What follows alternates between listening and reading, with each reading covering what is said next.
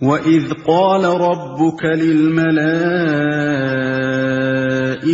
إِنِّي جَاعِلٌ فِي الْأَرْضِ خَلِيفَةً قَالُوا أَتَجْعَلُ فِيهَا مَن يُفْسِدُ فِيهَا وَيَسْفِكُ الدِّمَاءَ وَنَحْنُ نُسَبِّحُ بِحَمْدِكَ وَنُقَدِّسُ لَكَ قال انی اعلم ما لا تعلمون۔ پھر ذرا اس وقت کا تصور کرو جب تمہارے رب نے فرشتوں سے کہا تھا کہ میں زمین میں ایک خلیفہ بنانے والا ہوں۔ انہوں نے عرض کیا کیا آپ زمین میں کسی ایسے کو مقرر کرنے والے ہیں جو اس کے انتظام کو بگاڑ دے گا اور خون ریزیاں کرے گا؟ آپ کی حمد و ثنا کے ساتھ تسبیح اور آپ کے لیے تقدیس تو ہم کر ہی رہے ہیں۔ فرمایا میں جانتا ہوں جو کچھ تم نہیں جانتے۔ پھر اوپر کے رکوع میں بندگی رب کی دعوت اس بنیاد پر دی گئی تھی کہ وہ تمہارا خالق ہے، پروردگار ہے، اسی کے قبضہ قدرت میں تمہاری زندگی و موت ہے، اور جس کائنات میں تم رہتے ہو اس کا مالک و مدبر وہی ہے، لہذا اس کی بندگی کے سوا تمہارے لیے اور کوئی دوسرا طریقہ صحیح نہیں ہو سکتا۔ اب اس رکوع میں وہی دعوت اس بنیاد پر دی جا رہی ہے کہ اس دنیا میں تم کو خدا نے اپنا خلیفہ بنایا ہے۔ خلیفہ ہونے کی حیثیت سے تمہارا فرض صرف اتنا ہی نہیں ہے کہ اس کی بندگی کرو، بلکہ یہ بھی ہے کہ اس کی بھیجی ہوئی ہدایت کے مطابق کام کرو۔ اگر تم نے ایسا نہ کیا اور اپنے ازلی دشمن شیطان کے اشاروں پر چلے تو بدترین بغاوت کے مجرم ہوگے اور بدترین انجام دیکھو گے۔ اس سلسلے میں انسان کی حقیقت اور کائنات میں اس کی حیثیت ٹھیک ٹھیک بیان کر دی گئی ہے، اور نوع انسانی کی تاریخ کا وہ باب پیش کیا گیا ہے جس کے معلوم ہونے کا کوئی دوسرا ذریعہ انسان کو میسر نہیں ہے۔ اس باب سے جو اہم نتائج حاصل ہوتے ہیں وہ ان نتائج سے بہت زیادہ قیمتی ہیں جو زمین کی تہوں سے متفرق ہڈیاں نکال کر اور انہیں قیاس و تخمین سے ربط دے کر آدمی اخذ کرنے کی کوشش کرتا ہے۔ ذرا اس وقت کا تصور کرو جب تمہارے رب نے فرشتوں سے کہا تھا۔ ملک کے اصلی معنی عربی میں پیامبر کے ہیں، اسی کا لفظی ترجمہ فرستادہ یا فرشتہ ہے۔ یہ محض مجرد قوتیں نہیں ہیں جو تشخص نہ رکھتی ہوں، بلکہ یہ شخصیت رکھنے والی ہستیاں ہیں جن سے اللہ اپنی اس عظیم الشان سلطنت کی تدبیر و انتظام میں کام لیتا ہے۔ یوں سمجھنا چاہیے کہ یہ سلطنت الہی کے اہلکار ہیں جو اللہ کے احکام کو نافذ کرتے ہیں۔ جاہل لوگ انہیں غلطی سے خدائی میں حصے دار سمجھ بیٹھے، اور بعض نے انہیں خدا کا رشتہ دار سمجھا اور ان کو دیوتا بنا کر ان کی پرستش شروع کر دی۔ کہ میں زمین میں ایک خلیفہ بنانے والا ہوں۔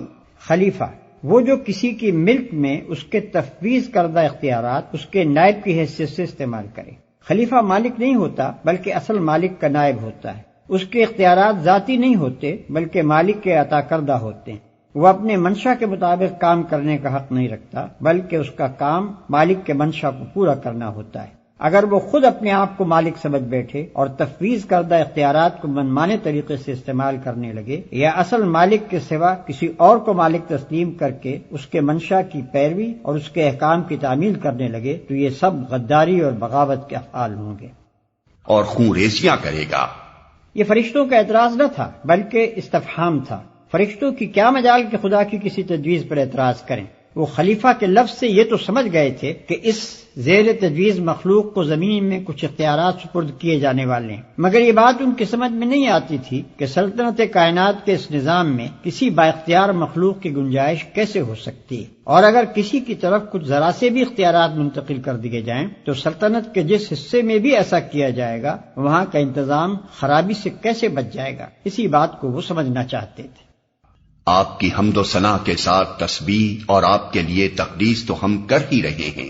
اس فقرے سے فرشتوں کا مدعا یہ نہ تھا کہ خلافت ہمیں دی جائے، ہم اس کے مستحق ہیں، بلکہ ان کا مطلب یہ تھا کہ حضور کے فرامین کی تعمیل ہو رہی ہے، آپ کے احکام بجا لانے میں ہم پوری طرح سرگرم ہیں، مرضی مبارک کے مطابق سارا جہان پاک صاف رکھا جاتا ہے، اور اس کے ساتھ آپ کی حمد و ثنا اور آپ کی تسبیح و تقدیس بھی ہم خدام ادب کر رہے ہیں۔ اب کمی کس چیز کی ہے کہ اس کے لیے خلیفہ کی ضرورت ہو؟ ہم اس کی مصلحت نہیں سمجھ سکے۔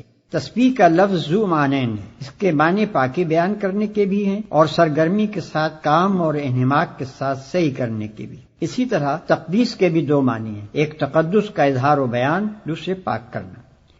فرمایا میں جانتا ہوں جو کچھ تم نہیں جانتے۔ یہ فرشتوں کے دوسرے شبہ کا جواب ہے، یعنی فرمایا کہ خلیفہ مقرر کرنے کی ضرورت و مصلحت میں جانتا ہوں، تم اسے نہیں سمجھ سکتے۔ اپنی جن خدمات کا تم ذکر کر رہے ہو وہ کافی نہیں ہے، بلکہ ان سے بڑھ کر کچھ مطلوب ہے۔ اسی لیے زمین میں ایک ایسی مخلوق پیدا کرنے کا ارادہ کیا گیا ہے جس کی طرف کچھ اختیارات منتقل کیے جائیں۔ وَعَلَّمَ آدَمَ الْأَسْمَاءَ كُلَّهَا ثُمَّ عَرَضَهُمْ عَلَى الْمَلَائِكَةِ فَقَالَ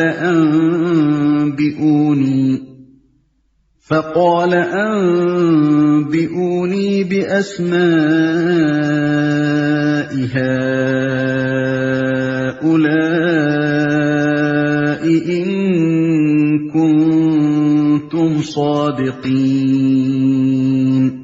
اس کے بعد اللہ نے آدم کو ساری چیزوں کے نام سکھائے، پھر انہیں فرشتوں کے سامنے پیش کیا اور فرمایا اگر تمہارا خیال صحیح ہے کہ کسی خلیفہ کے تقرر سے انتظام بگڑ جائے گا تو ذرا ان چیزوں کے نام بتاؤ۔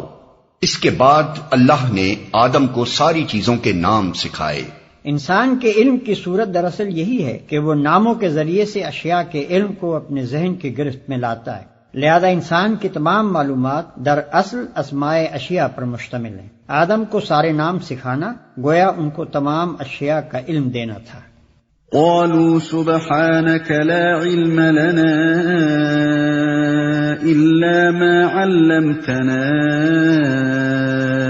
إنك أنت العليم الحكيم۔ انہوں نے عرض کیا نقص سے پاک تو آپ ہی کی ذات ہے، ہم تو بس اتنا ہی علم رکھتے ہیں جتنا آپ نے ہم کو دے دیا ہے، حقیقت میں سب کچھ جاننے اور سمجھنے والا آپ کے سوا کوئی نہیں، ہم تو بس اتنا ہی علم رکھتے ہیں جتنا آپ نے ہم کو دے دیا ہے۔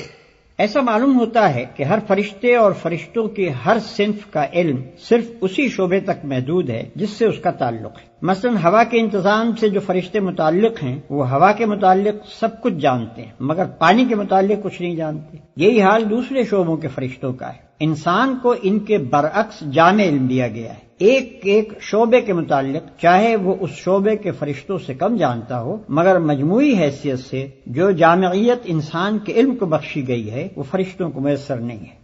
قال يا آدم أنبئهم بأسمائهم فلما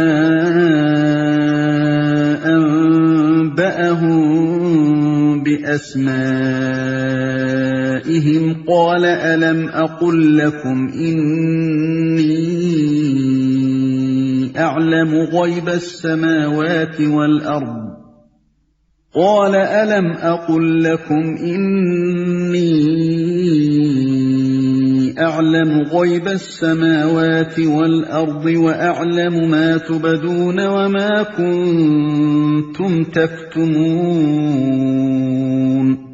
پھر اللہ نے آدم سے کہا تم انہیں ان چیزوں کے نام بتاؤ۔ جب اس نے ان کو ان سب کے نام بتا دیے تو اللہ نے فرمایا میں نے تم سے کہا نہ تھا کہ میں آسمانوں اور زمین کی وہ ساری حقیقتیں جانتا ہوں جو تم سے مخفی ہیں، جو کچھ تم ظاہر کرتے ہو وہ بھی مجھے معلوم ہے اور جو کچھ تم چھپاتے ہو اسے بھی میں جانتا ہوں۔ جب اس نے ان کو ان سب کے نام بتا دیے، یہ مظاہرہ فرشتوں کے پہلے شبے کا جواب تھا۔ گویا اس طریقے سے اللہ تعالیٰ نے انہیں بتا دیا کہ میں آدم کو صرف اختیارات ہی نہیں دے رہا ہوں بلکہ علم بھی دے رہا ہوں۔ اس کے تقرر سے فساد کا جو اندیشہ تمہیں ہوا وہ اس معاملے کا صرف ایک پہلو ہے، دوسرا پہلو اصلاح کا بھی ہے، اور وہ فساد کے پہلو سے زیادہ وزنی اور زیادہ بیش قیمت ہے۔ حکیم کا یہ کام نہیں ہے کہ چھوٹی خرابی کی وجہ سے بڑی بہتری کو نظر انداز کر دے۔ وَإِذْ قُلْنَا لِلْمَلَائِكَةِ اسْجُدُوا لِآدَمَ فَسَجَدُوا إِلَّا إِبْلِيسَ أَبَى وَاسْتَكْبَرَ وَكَانَ مِنَ الْكَافِرِينَ۔ پھر جب ہم نے فرشتوں کو حکم دیا کہ آدم کے آگے جھک جاؤ تو سب جھک گئے، مگر ابلیس نے انکار کیا، وہ اپنی بڑائی کے گھمنڈ میں پڑ گیا اور نافرمانوں میں شامل ہو گیا۔ سب جھک گئے اس کا مطلب یہ ہے کہ زمین اور اس سے تعلق رکھنے والے طبقہ کائنات میں جس قدر فرشتے معمور ہیں ان سب کو انسان کے لیے مطیع و مسخر ہو جانے کا حکم دیا گیا۔ چونکہ اس علاقے میں اللہ کے حکم سے انسان خلیفہ بنایا جا رہا تھا، اس لیے فرمان جاری ہوا کہ صحیح یا غلط جس کام میں بھی انسان اپنے ان اختیارات کو جو ہم اسے عطا کر رہے ہیں استعمال کرنا چاہے اور ہم اپنی مشیت کے تحت اسے ایسا کر لینے کا موقع دے دیں تو تمہارا فرض ہے کہ تم میں سے جس کے دائرہ عمل سے وہ کام متعلق ہو وہ اپنے دائرے کی حد تک اس کا ساتھ دے۔ وہ چوری کرنا چاہے یا نماز پڑھنے کا ارادہ کرے، نیکی کرنا چاہے یا بدی کے ارتکاب کے لیے جائے، دونوں صورتوں میں جب تک ہم اسے اس کی پسند کے مطابق عمل کرنے کا عزم دے رہے ہیں تمہیں اس کے لیے سازگاری کرنی ہوگی۔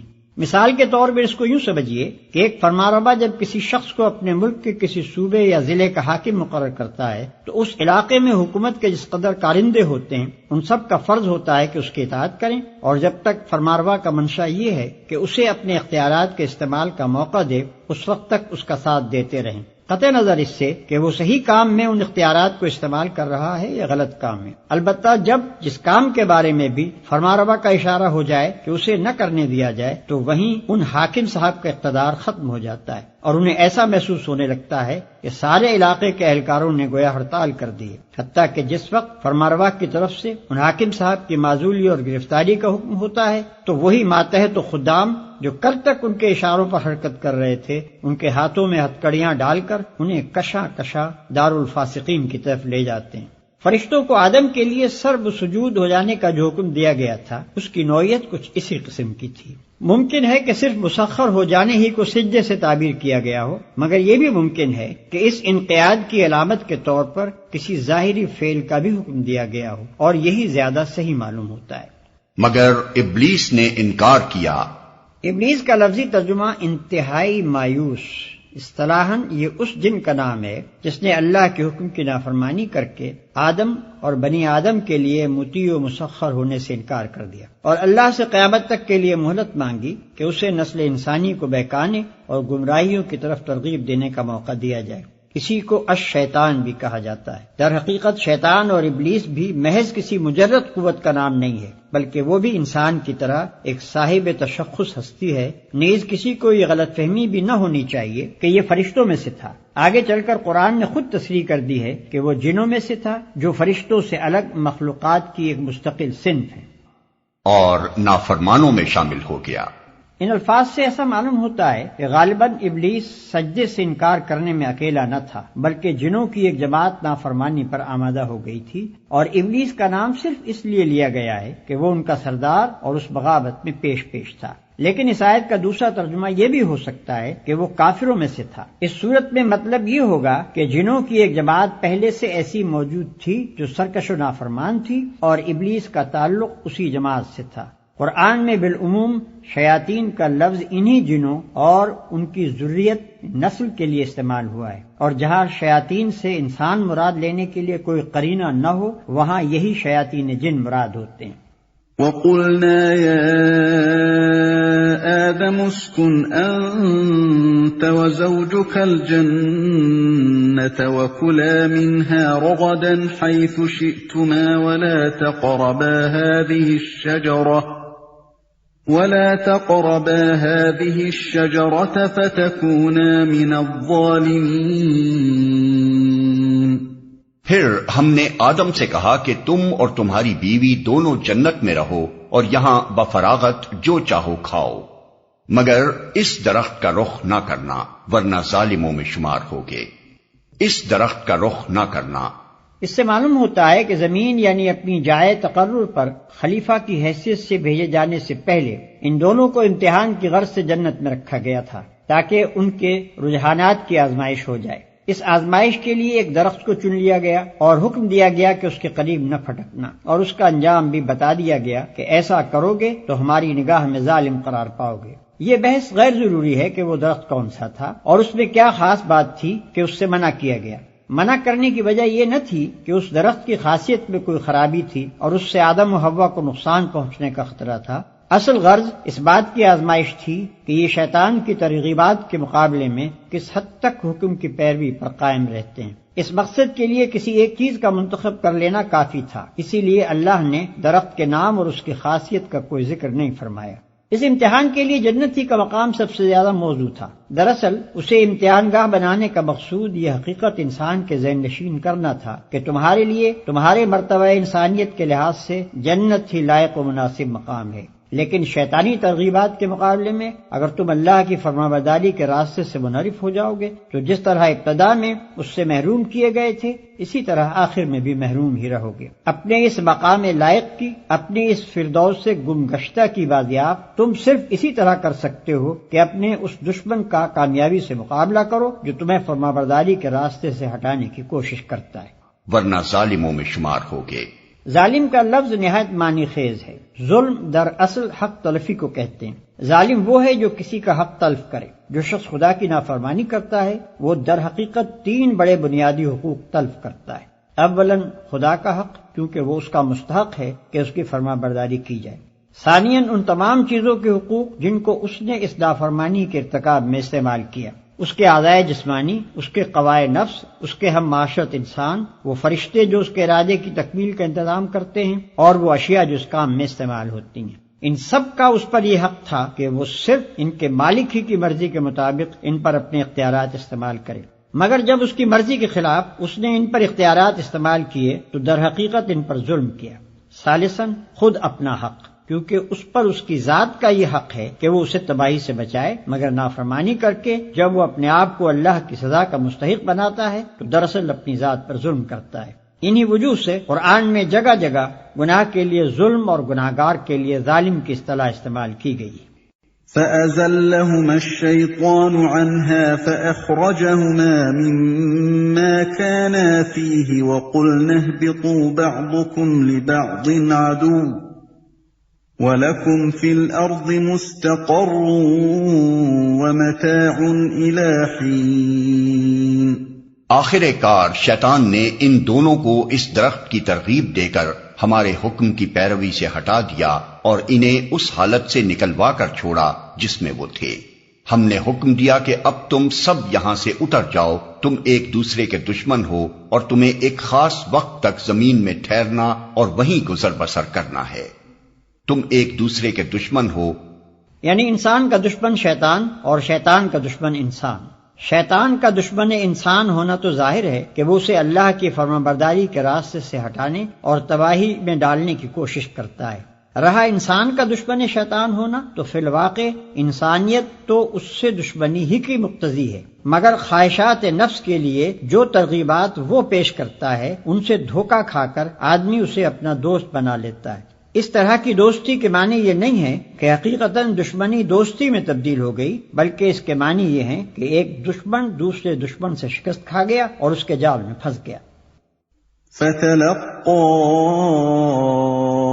آدَمُ مِن رَّبِّهِ كَلِمَاتٍ فَتَابَ عَلَيْهِ إِنَّهُ هُوَ التَّوَّابُ الرَّحِيمُ۔ اس وقت آدم نے اپنے رب سے چند کلمات سیکھ کر توبہ کی، جس کو اس کے رب نے قبول کر لیا، کیونکہ وہ بڑا معاف کرنے والا اور رحم فرمانے والا ہے۔ اس وقت آدم نے اپنے رب سے چند کلمات سیکھ کر توبہ کی، یعنی آدم کو جب اپنے قصور کا احساس ہوا اور انہوں نے نافرمانی سے پھر فرمانبرداری کی طرف رجوع کرنا چاہا اور ان کے دل میں یہ خواہش پیدا ہوئی کہ اپنے رب سے اپنی خطا معاف کرائیں، تو انہیں وہ الفاظ نہ ملتے تھے جن کے ساتھ وہ خطا بخشی کے لیے دعا کر سکتے۔ اللہ نے ان کے حال پر رحم فرما کر وہ الفاظ بتا دیے۔ توبہ کے اصل معنی رجوع کرنے اور پلٹنے کے ہیں۔ بندے کی طرف سے توبہ کے معنی یہ ہیں کہ وہ سرکشی سے باز آ گیا، طریق بندگی کی طرف پلٹ آیا، اور خدا کی طرف سے توبہ کے معنی یہ ہیں کہ وہ اپنے شرمسار غلام کی طرف رحمت کے ساتھ متوجہ ہو گیا، پھر سے نظر عنایت اس کی طرف مائل ہو گئی، کیونکہ وہ بڑا معاف کرنے والا اور رحم فرمانے والا ہے۔ قرآن اس نظریے کی تردید کرتا ہے کہ گناہ کے نتائج لازمی ہیں اور وہ بہرحال انسان کو بھگتنے ہی ہوں گے۔ یہ انسان کے اپنے خود ساختہ گمراہ کن نظریات میں سے ایک بڑا گمراہ کن نظریہ ہے، کیونکہ جو شخص ایک مرتبہ گناہگارانہ زندگی میں مبتلا ہو گیا اس کو یہ نظریہ ہمیشہ کے لیے مایوس کر دیتا ہے، اور اگر اپنی غلطی پر متنبہ ہونے کے بعد وہ سابق کی تلافی اور آئندہ کے لیے اصلاح کرنا چاہے تو یہ اس سے کہتا ہے کہ تیرے بچنے کی اب کوئی امید نہیں، جو کچھ تو کر چکا ہے اس کے نتائج بہرحال تیری جان کے لاگو ہی رہیں گے۔ قرآن اس کے برعکس یہ بتاتا ہے کہ بھلائی کی جزا اور برائی کی سزا دینا بالکل اللہ کے اختیار میں ہے۔ تمہیں جس بھلائی پر انعام ملتا ہے وہ تمہاری بھلائی کا طبیعی نتیجہ نہیں ہے، بلکہ اللہ کا فضل ہے، چاہے عنایت فرمائے چاہے نہ فرمائے۔ اسی طرح جس برائی پر تمہیں سزا ملتی ہے وہ بھی برائی کا طبیعی نتیجہ نہیں ہے کہ لازماً مترتب ہو کر ہی رہے، بلکہ اللہ پورا اختیار رکھتا ہے کہ چاہے معاف کر دے اور چاہے سزا دے دے۔ البتہ اللہ کا فضل اور اس کی رحمت اس کی حکمت کے ساتھ ہم رشتہ ہے۔ وہ چونکہ حکیم ہے اس لیے اپنے اختیارات کو اندھا دھند استعمال نہیں کرتا۔ جب کسی بھلائی پر انعام دیتا ہے تو یہ دیکھ کر ایسا کرتا ہے کہ بندے نے سچی نیت کے ساتھ اس کی رضا کے لیے بھلائی کی تھی، اور جس بھلائی کو رد کر دیتا ہے اسے اس بنا پر رد کرتا ہے کہ اس کی ظاہری شکل بھلے کام کی سی تھی مگر اندر اپنے رب کی رضا جوئی کا خالص جذبہ نہ تھا۔ اسی طرح وہ سزا اس قصور پر دیتا ہے جو باغیانہ جسارت کے ساتھ کیا جائے اور جس کے پیچھے شرمساری کے بجائے مزید ارتکاب جرم کی خواہش موجود ہو، اور اپنی رحمت سے معافی اس قصور پر دیتا ہے جس کے بعد بندہ اپنے کیے پر شرمندہ اور آئندہ کے لیے اپنی اصلاح پر آمادہ ہو۔ بڑے سے بڑے مجرم، کٹے سے کٹے کافر کے لیے بھی خدا کے ہاں مایوسی و ناامیدی کا کوئی موقع نہیں، بشرطے کہ وہ اپنی غلطی کا معترف، اپنی نافرمانی پر نادم اور بغاوت کی روش چھوڑ کر اطاعت کی روش اختیار کرنے کے لیے تیار ہو۔ قُلْنَا اهْبِطُوا مِنْهَا جَمِيعًا فَإِمَّا يَأْتِيَنَّكُمْ مِنِّي هُدًى فَمَن تَبِعَ هُدَايَ فَلَا خَوْفٌ عَلَيْهِمْ وَلَا هُمْ يَحْزَنُونَ۔ ہم نے کہا کہ تم سب یہاں سے اتر جاؤ، پھر جو میری طرف سے کوئی ہدایت تمہارے پاس پہنچے تو جو لوگ میری اس ہدایت کی پیروی کریں گے ان کے لیے کسی خوف اور رنج کا موقع نہ ہوگا۔ ہم نے کہا کہ تم سب یہاں سے اتر جاؤ۔ اس فقرے کا دوبارہ اعادہ معنی خیز ہے۔ اوپر کے فقرے میں یہ بتایا گیا ہے کہ آدم نے توبہ کی اور اللہ نے قبول کر لی۔ اس کے معنی یہ ہوئے کہ آدم اپنی نافرمانی پر عذاب کے مستحق نہ رہے، گنہگاری کا جو داغ ان کے دامن پر لگ گیا تھا وہ دھو ڈالا گیا، نہ یہ داغ ان کے دامن پر رہا نہ ان کی نسل کے دامن پر، اور نہ اس کی ضرورت پیش آئی کہ معاذ اللہ خدا کو اپنا اکلوتا بھیج کر نوع انسانی کا کفارہ ادا کرنے کے لیے سولی پر چڑھوانا پڑتا۔ برعکس اس کے اللہ نے آدم علیہ السلام کی توبہ ہی قبول کرنے پر اکتفا نہ فرمایا، بلکہ اس کے بعد انہیں نبوت سے بھی سرفراز کیا تاکہ وہ اپنی نسل کو سیدھا راستہ بتا کر جائیں۔ اب جو جنت سے نکلنے کا حکم پھر دہرایا گیا تو اس سے یہ بتانا مقصود ہے کہ قبول توبہ کا یہ مقتضا نہ تھا کہ آدم کو جنت ہی میں رہنے دیا جاتا اور زمین پر نہ اتارا جاتا۔ زمین ان کے لیے دارالعذاب نہ تھی، وہ یہاں سزا کے طور پر نہیں اتارے گئے بلکہ انہیں زمین کی خلافت ہی کے لیے پیدا کیا گیا تھا۔ جنت ان کی اصلی جائے قیام نہ تھی، وہاں سے نکلنے کا حکم ان کے لیے سزا کی حیثیت نہ رکھتا تھا، اصل تجویز تو ان کو زمین ہی پر اتارنے کی تھی۔ البتہ اس سے پہلے ان کو اس امتحان کی غرض سے جنت میں رکھا گیا تھا جس کا ذکر اوپر حاشیہ نمبر 48 میں کیا جا چکا ہے۔ وَالَّذِينَ كَفَرُوا وَكَذَّبُوا بِآيَاتِنَا أُولَئِكَ أَصْحَابُ النَّارِ هُمْ فِيهَا خَالِدُونَ۔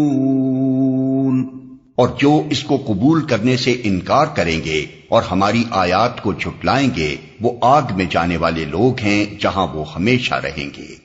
اور ہماری آیات کو جھٹلائیں گے، آیات جمع ہے آیت کی۔